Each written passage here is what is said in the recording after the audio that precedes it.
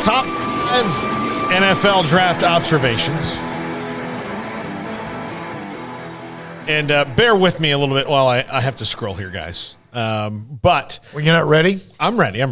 This is it. No more of this if you're not ready. I'm ready. Number 5, the Ravens had the best draft. When you go Kyle Hamilton and Tyler Linderbaum in the first round, and then you get David Ojabo in the second round, a guy who a lot of people thought could be a first rounder, fill every need that you have.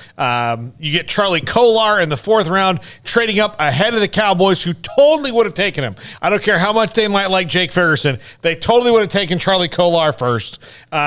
And just then you get Isaiah Likely from Coastal Carolina 11 picks later, and you had 3 deep tight ends now, all that are pretty well thought of. I love what the Ravens did. I love what the Ravens do every year. I'm kind of always amazed that they're always in the NFC Championship game, but they're so smart with their draft and the way they handle things. Plus, you trade Marquise Brown, who ultimately didn't fit what you were doing. Now, do you have a problem at wide receiver? Maybe. Wait a minute. Did they trade Marquise Brown to Arizona because Arizona knew DeAndre Hopkins was about to be suspended? Well, we'll talk about the Cardinals here in one tick up, but maybe so. But then you get a first round pick out of them for a guy that you clearly don't really want that much. Yeah. Okay. Yeah, just give me the Ravens draft every year, and my team will be fine. You know what? And Newsom's no longer there. Ozzie Newsome, the Hall of Famer, but he set the tone on how to do it, and they followed the script. Yeah, DaCosta is their GM, and he learned at the feet of Ozzie Newsome and learned very well. Number 4, Kyler Murray runs the Cardinals, because this was a rumor back when the whole I'm deleting my Twitter thing, which has basically become like it means nothing. So it's like, okay, you want money, okay, we got it. But one of the seemingly ridiculous sounding rumors at the time was that he said he wanted them to trade for Marquise Brown. Well, they did that, so maybe that wasn't a rumor, and he and Marquise Brown Hollywood are really good friends, and now they've done that with DeAndre Hopkins being suspended for 6 games, and maybe he gets it reduced for performance-enhancing drugs, but Kyler Murray got what he wanted, and I don't know if the Cardinals really got better in this draft. I mean, I like the Trey McBride pick, but to pretend like the guys in the 3rd, 4th, 5th round are going to make them better instantly would be a stretch for me to sit here and tell you that. Yeah, I mean, the quarterback, except for in Green Bay, typically gets what they want, right? Yeah. I mean, Aaron Rodgers just watching defensive players go off the board left and right. But, Kyler is their guy. The contract thing's all silly. It's going to be worked out. He's going to get his money. There's no need for all these guys to feel like they have to, temporarily suspend Instagram or whatever they're doing. Delete their association with. Yeah, team, more of that actually. You're right. But yeah, that's all just kind of silly online games. And Kyler, he's got a big say obviously, because otherwise they're not going and trading for Marquise Brown when they did, and not him in particular necessarily. Yeah, the number 3, the Eagles got better through trades and the draft in a hurry. A.J. Brown, we just talked about in the last segment, that's going to make them better because they didn't have a receiver like him. They had a bunch of smaller guys. Devontae Smith had a great year. Those guys together are a good compliment. Hopefully for them, Jalen Reagor can be something more than a kick returner, but we'll see, especially if he's now reduced to kind of a 3rd receiver, 4th receiver role. That's a first-round pick, too. Yeah, that's a first-round pick. But to get Jordan Davis as the heir apparent to Fletcher Cox, that's really good. Nebraska center Cam Jurgens, that's a solid pick. He's one of the best players that Nebraska's had in the last decade, probably. And Nakobe Dean at 83 overall could be huge for them.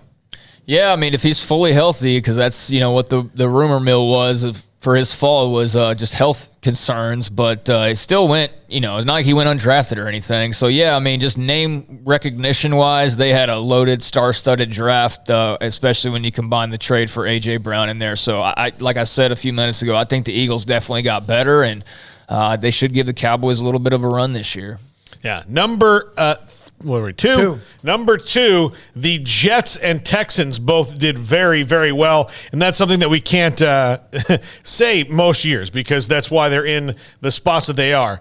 The Texans, more of their stuff was, to me, early on. Afterwards, of course, is going to be more of a reach, but their first 4 picks to me, Derek Stingley, Kenyon Green, Jalen Petrie, and John Mechie, And look, linebacker Christian Harris from Alabama at 75. That's really, really good. And we'll see what happens, with Dameon Pierce, the running back from Florida. There's kind of a bigger need that they didn't address till later. But I love the first 5 picks. I think the first 4 especially are people who, especially once Mechie is healthy, will contribute immediately. And the Jets trading back into the first round to get Jermaine Johnson and have the kind of draft that they did where you have Jermaine Johnson and Sauce Gardner and Garrett Wilson before you even get to day 2 really, really, really impressed me.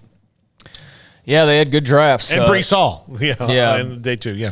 Breece Hall, another, Big 12 got shut out in the first round, but they had Petrie and Breece Hall right there. I mean, and Breece Hall 1 pick away from being a first-round pick. So, not like it was completely dire. But, yeah, I mean, I really liked what the Jets did.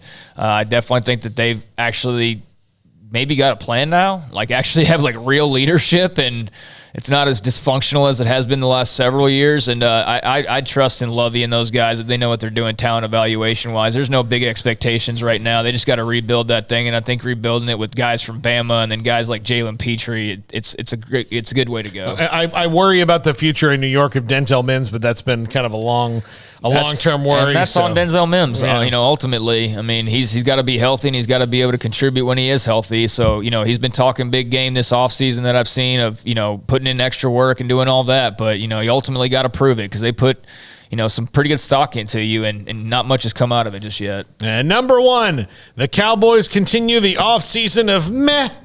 I mean, their whole draft is meh. Yeah, maybe it's going to be good. There are things that you like. Jalen Tolbert, I think, is the best pick overall and the best value. I'm not as excited about Jake Ferguson as I would have been about Charlie Kolar, but, I've kind of come around at him a little bit. Damone Clark, you heard Hellman just say he could have been a second-round pick, but this is a team that needs guys now, and they drafted someone with a redshirt year. I think their problem is just not very self-aware. They don't know who they are. And these guys might all be really good players, but do the Cowboys know who they are and that these guys are going to be able to be coached up by the guys they have when, look, in Tyler Smith's case, if you had a problem with penalties in the offensive line and the offensive lineman you draft has a problem with penalties, it's not necessarily about Tyler Smith. Can you help him stop that? Well, he's either going to end up being really, really a hell of a pick or he's going to be off the team in a couple of 3 years.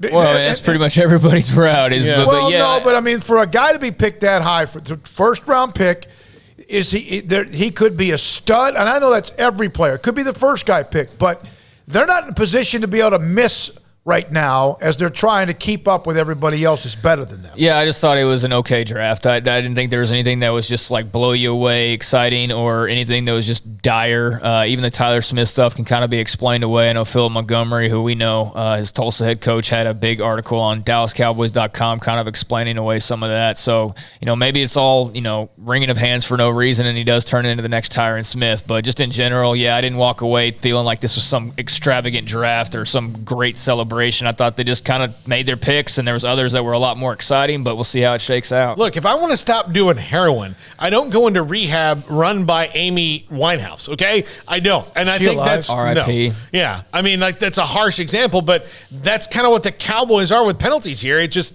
I have to, step back a little bit, but even still, I wonder if they are completely self-aware of who they are. I don't know if they are. At some point, they've done pretty well in the draft, and they've done pretty well with their 1-year free agent pickups. All right, thanks to Faith Lynch for being here.